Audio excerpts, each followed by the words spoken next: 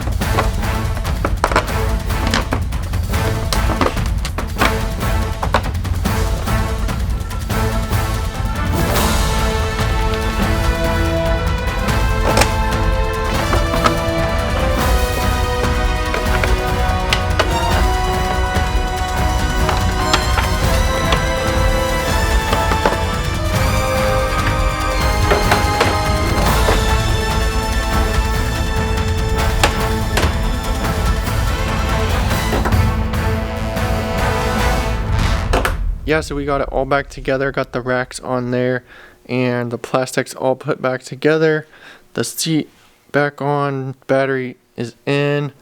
I think we're about ready to go. So thanks for watching. Be sure to subscribe so you don't miss the next video. We're gonna get this out and take it for a ride.